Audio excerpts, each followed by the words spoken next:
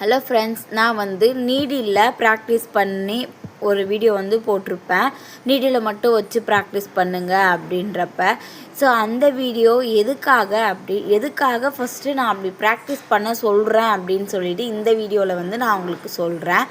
So நீங்கள் த்ரெட்டோட needle குத்தி எடுக்கிறீங்க அப்படின்னா உங்களுக்கு அந்த த்ரெட்டும் வரும். நெக்ஸ்ட்டு இந்த மாதிரி பார்த்திங்களா, இந்த பாப்ளின் கிளாத்தோட இழையும் உங்களுக்கு அந்த நூலுமே சேர்ந்து வரும்.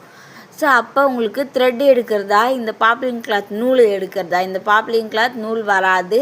அப்போ தான் உங்களுக்கு அந்த ஸ்டிச்சஸ் வராமல் கஷ்டப்படுவீங்க. ஸோ நான் இப்போ தான் ஃபஸ்ட்டு ஆரி ஒர்க் கற்றுக்குறேன் அப்படின்றீங்க பார்த்தீங்களா, அவங்களுக்கு இந்த வீடியோ. ஸோ அதுக்காக தான் ஃபஸ்ட்டு நான் உங்களை நீடில் மட்டும் வச்சு ரொட்டேட் பண்ணி மேலே எடுக்க சொல்கிறேன்.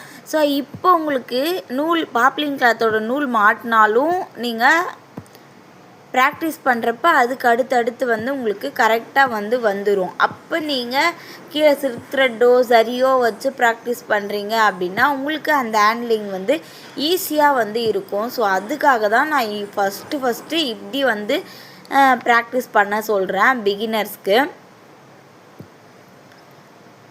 ஸோ இதில் மாதிரி மாட்டிக்கிச்சு அப்படின்னாலும் பிரச்சனை கிடையாது. அகெயின் நீங்கள் லெஃப்ட்டு ரைட்டு 90 டிகிரியில் வச்சு கீழே குத்தி லெஃப்ட்டு ரைட்டு திருப்பினீங்கன்னா மேலே வந்துடும். லெஃப்ட்டு ரைட்டு திருப்பினீங்கன்னா மேலே வந்துடும்.